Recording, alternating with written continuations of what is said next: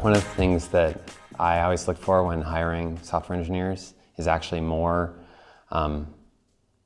passion and fluidity of thought and problem-solving skills. And I think a lot of the entry-level jobs are set up to be a longer-term interview. So you oftentimes can't judge the things that at least I can't judge the things that I correlate with long-term success in a career in an 8-hour interview. It's just not possible. So oftentimes you'll bring an entry-level engineer in knowing that you have some targeted job, and then you see how that person responds to that environment.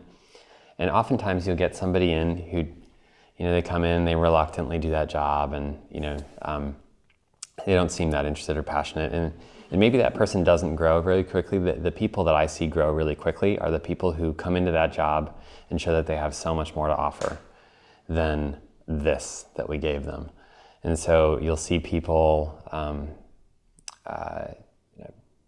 worked with people like this at every job I've been in, fortunately, who come in the next morning and they're like, I'm not working on this other project, but I heard about it in the hallway and I had this idea, what do you think about this? Or they have a hobby project and you will meet them over time and you hear about this and you're like, okay, we are completely underutilizing this person's skill.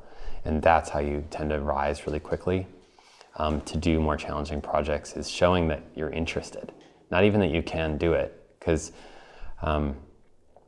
you don't know if you can do it. We don't know if you can do it if it's a really challenging project, but showing that you really want to try is key. Some of the biggest things that separate top of the pack, as you might describe them, interns are, what's their academic performance, at making sure that they just have a solid GPA, that they're, taking the right courses, the right classwork. But to me, one of the biggest things is project experience. So what types of things have you done that really show that you have, passion for this type of stuff? You have passion for what you're doing, It doesn't necessarily need to be an audio industry specific project, you don't have to write a synthesizer or anything like that. But, any type of programming application in really any language, if you can show and express that, yeah, you worked on this for a reason and you were passionate about it, and you can really articulate kind of the end result that you got and what was good, what was bad about it, what you learned from the process. Those are all really great things. And we definitely look a lot to project experience in and out of the classroom. Outside of classroom, project experience is important. If people are doing projects and they can get that code up in a public place, so maybe you can use GitHub and you can submit your code to your personal public repository. Engineering managers will look at that stuff and they'll actually take a peek and say, yeah, okay, this person's, writing some real code, and they can evaluate it. And that definitely makes people stand out.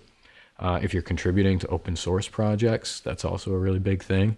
Like you can highlight on your resume, hey, I, fixed 20 bugs in this open source project over here. And an engineering manager is going to be able to go and check that out and actually see the work that you did.